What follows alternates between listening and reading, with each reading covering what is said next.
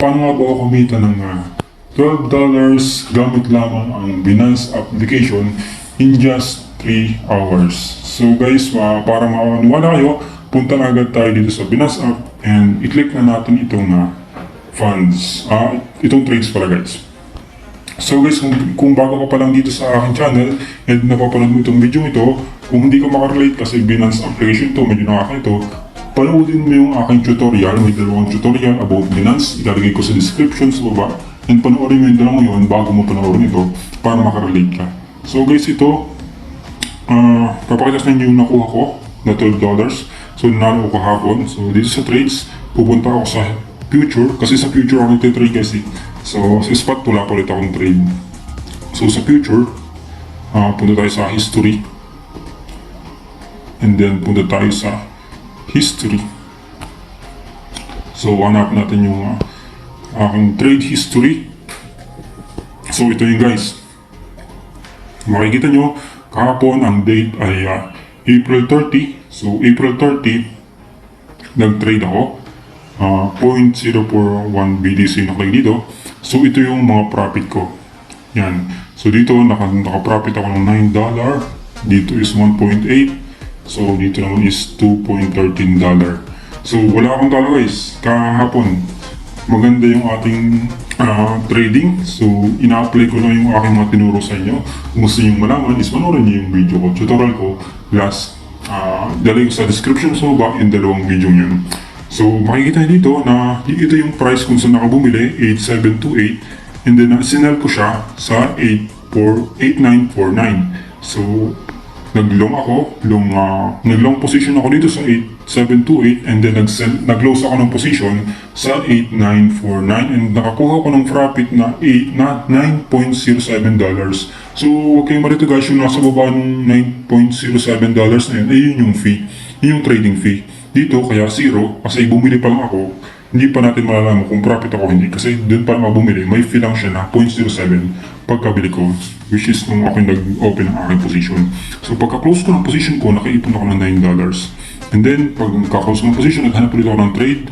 So makikita dito sa oras from 8 to 11, 8, 9, 10, 11. Wala akong ginawa dyan guys kasi ang ginawa ko lang dyan is naghintay lang ako. So, nung nakita ko na naabot na, nag-notify sa akin naabot na, pumasok sa akin yung profit ko ng $9. So, ang ginawa ko, naglagay lang ulit ako ng entry ko sa 8890. And unfortunately, nung nag-long ako sa 8890, bumaba siya. So, ang ginawa ko, in-apply ko yung strategy na itinuro ko sa video ko na averaging down. So, ang ginawa ko, nag-enter ulit ako ng buy. Kasi bumaba siya ng 8659 eh. Bumaba siya ng 8659, bumili ulit ako ng ganong karaking halaga. 0.014 BTC yung halaga na eh. 0.014 BTC ulit. So, ang average na buy ko dyan is nasa 87, di ba? Kasi 86 and 88. So, average buy ko dyan is nasa gitna. Kasi dalawa yung aking long position. So, nung tumaas na ulit yung Bitcoin, nung nag-fluctuate ulit siya, tumaas siya ng 8839, isinel ko na siya. Which is profit ako ng $1.8. Diba? Effective yung ating averaging down. Kahit nung unang aking entry is 8890 and nag-sell ako sa 8839, profit pa rin ako ng $1.8. And then pagkatapos nun guys, nagabang ulit lang ako and nakita ko na maganda ulit ang market. Nag-enter ulit ako sa 8847. Ito guys, ilang minuto lang to. Kasi from 6:56 is nung alas 7, isinal ko din siya. So, in 4 minutes, nakakuha ako ng $2. So, napakalaki guys ang pwede nyo makikitaan dito kung alam nyo ng inyong mga ginagawa. So, gusto nyo malaman guys kung magkano ang aking puhunan sa future trading, papakita ko sa inyo, naging $48 na to, so minus 12, ibig sabihin is $36 yung aking puhunan dito. Kwentahin natin, $36. 36 times 50 is 1,800. Kita nyo guys, kahit maliit yung puhunan nyo sa future trading, pwedeng malaki din yung inyong kitain. Magkano yung kinita natin is $12 times 50, 600. Ilang oras lang yun guys. Tinignan ko lang yung market and naghanap na ako ng entry. Relax na ako. Habang may ginagawa ako, patingin-tingin lang ako sa cellphone ko, and kumita ako ng 600 pesos in just almost 3 hours. Kasi yung isa 3 minutes lang, nakakita ako ng $2 eh. So, ito yung guys. Sana may natutunan kayo sa aking mga sinasabi, ano? So, panoodin yung aking mga tutorials para makapag-trade din kayo ng ganito. So, ngayon guys, papakita ko sa inyo kung paano ako nag-trade. Isasama ko pa yung live trading. Maghanap tayo ng market. So, nandito tayo guys sa future market. And maghanap tayo ng pwedeng pag-tradean. Nasa BTC, USDT tayo. And maghanap tayo. Papakita ko sa inyo kung paano ako nag-trade.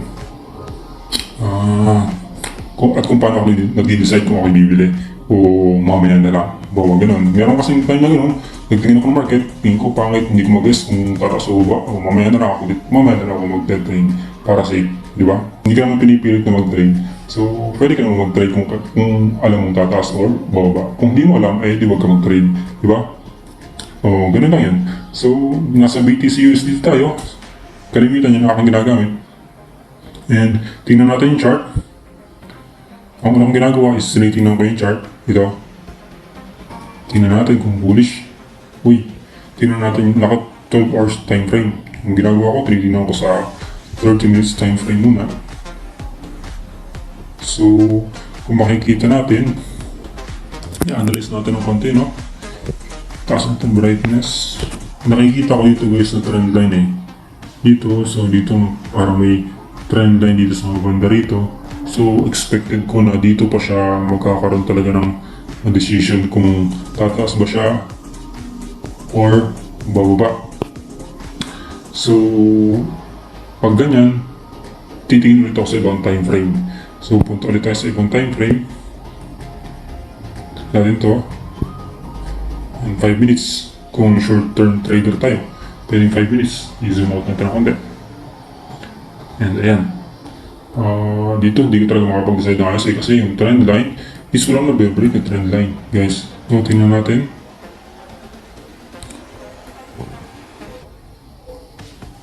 Kita nyo guys, parang hindi siya nagbe-break eh. So gusto ko yung mga nagbe-break ng konti para makapag-decide ako ng ayos.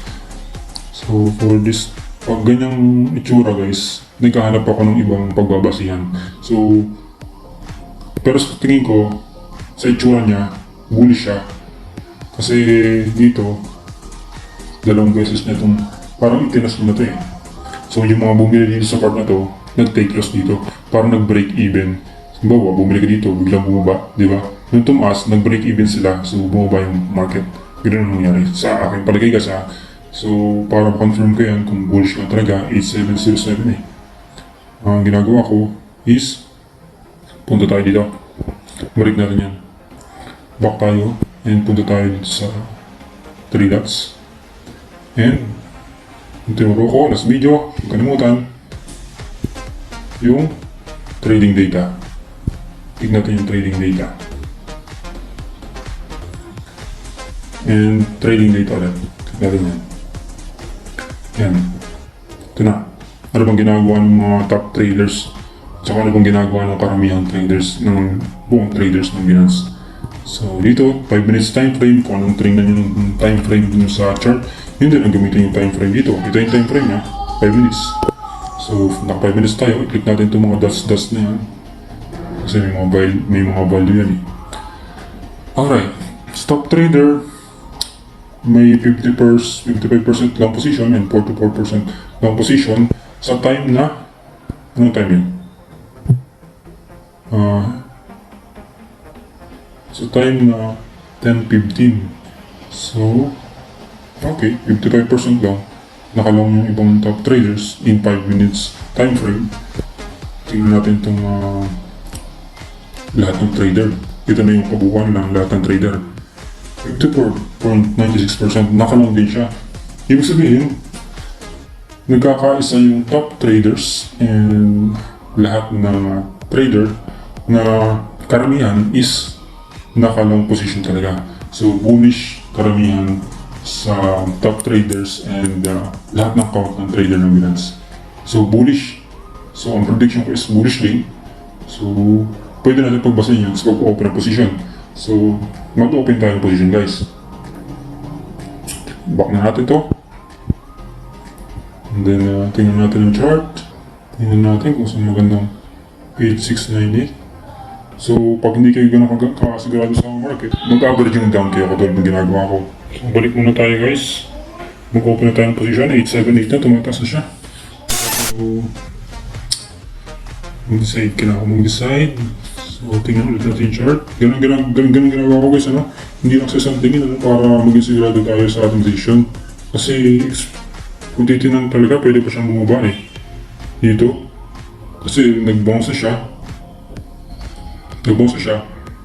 Pwede nangyari is, pwede siya ulit siyang gumanon. So, why not hindi tayo mag-abang dito, ano? Dito sa portion na to. Mag-abang tayo dyan.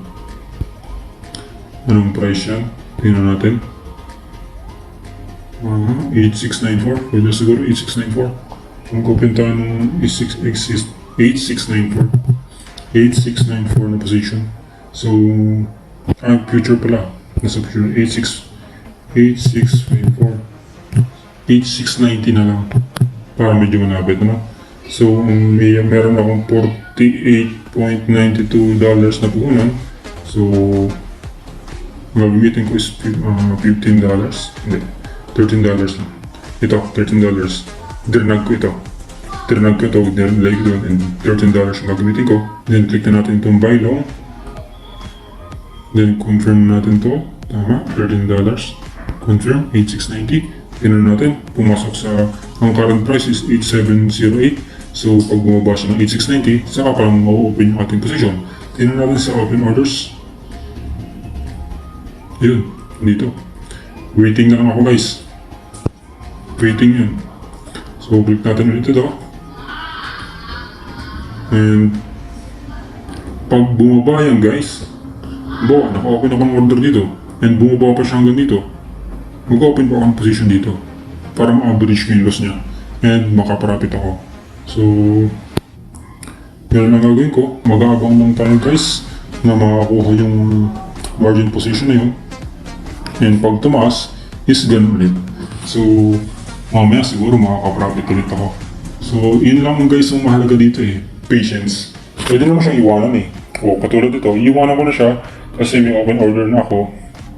So, pasilip-silip na lang ako kung mag-notify naman sa akin kung nakabili na ako.